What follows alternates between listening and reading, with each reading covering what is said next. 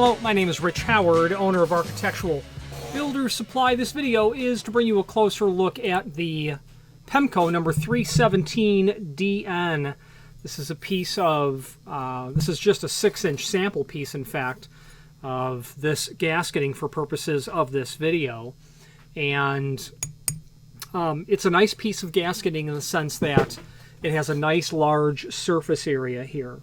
Okay, I think it's going to serve very well in terms of sealing what it is that you have to seal because of that very generous surface area as a result of how much neoprene there is, synthetic rubber, and the larger than average extrusion size.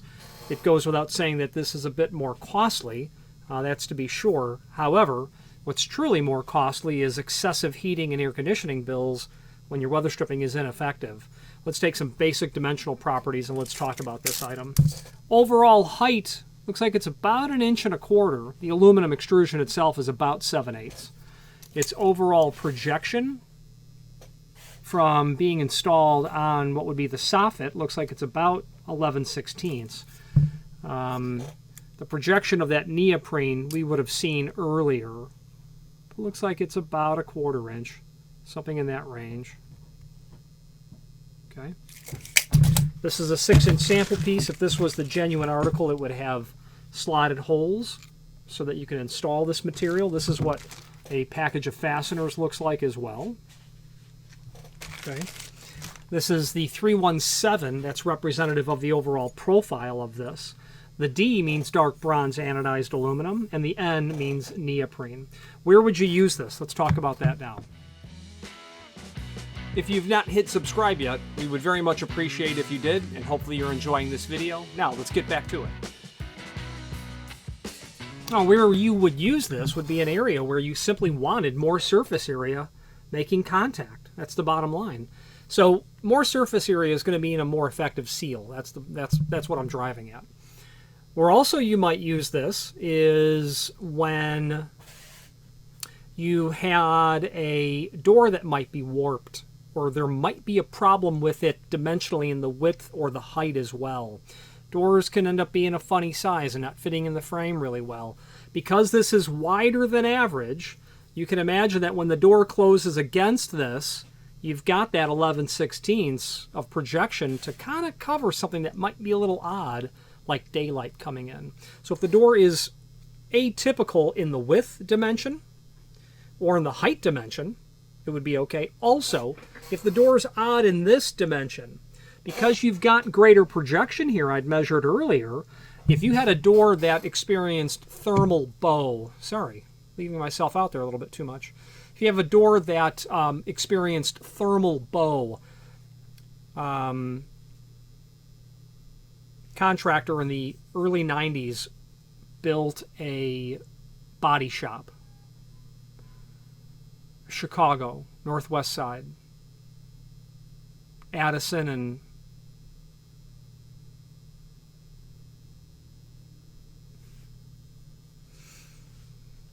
west of Harlem, I don't recall. Between Harlem and Cumberland. Built a body shop. Is that good? That address? Yeah. Yes. Sorry, recalling my map in my head. Calls and, does the doors and frames, installs everything, it's all good. The next spring, he does this in the winter. Next spring, he says, your doors are no good. I said, okay, what are you talking about? He says, every time in the middle of the day, I can't get the doors to latch. Your doors are warped. I said, okay, what color are the doors painted? A brown, like an oil gloss brown. I says, is it in Chicago, is it a southerly exposure? Yeah, those are the doors on the south side of the building. All day long, baking, 90-degree heat, all day long. Literally, that door warped out. He also elected for a 20-gauge door that will have versus something more robust. Might have been more... Actually, no, forgive me. What he asked for was the cheapest door we had. And that door would have been a 20 gauge honeycomb. And that honeycomb core would have done a decent job at help keeping it straight, but we're contending with the power of the sun and metal painted in the worst possible color that you could paint steel for thermal bow. And that was what the problem was. He says, yeah, you know, I'd also like to keep my air conditioning in as well. And I think what we ended up doing was, you know, talking to the manufacturer, and they're like, yeah, thermal bow is a thing. I mean, doors are going to bow. It happens. He may have ordered replacement 18 gauge doors, or maybe 18 gauge steel stiffened. I forgot how we solved it.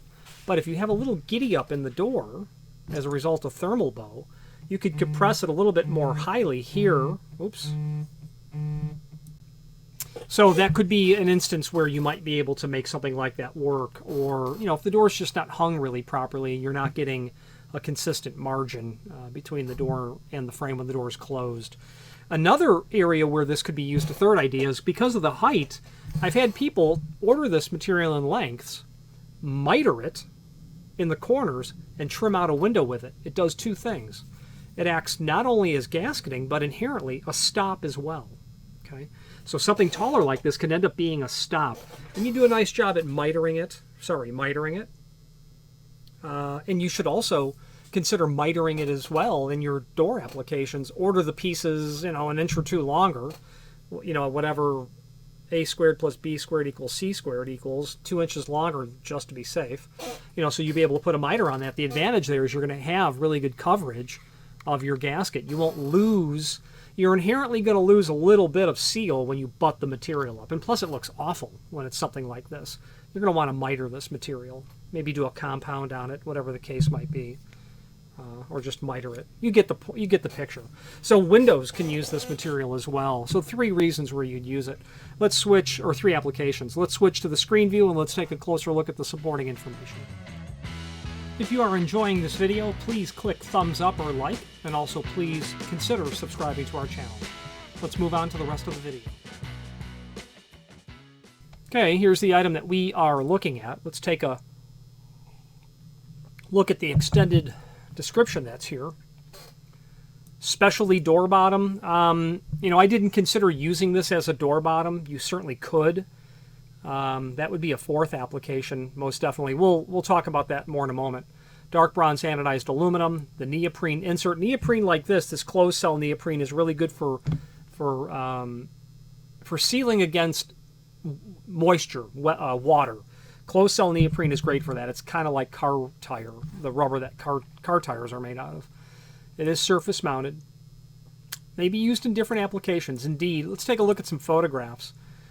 If you were to use this as a door bottom, you sure could. I guess if you had a specialty application, you could certainly consider how you might end up using that as a door bottom.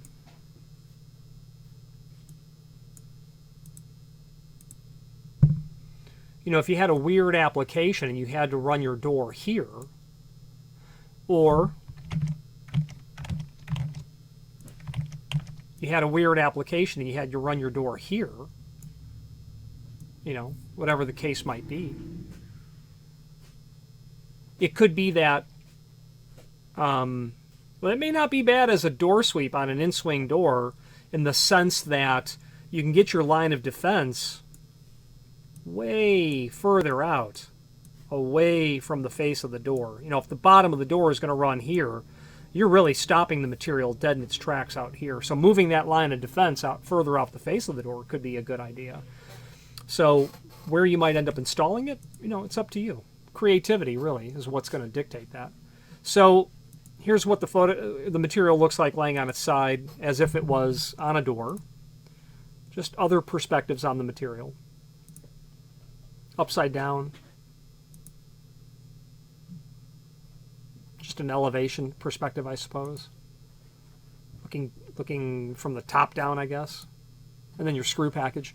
Again, this is just simply a 6-inch sample piece. Now this is going to be available in different finishes on the aluminum.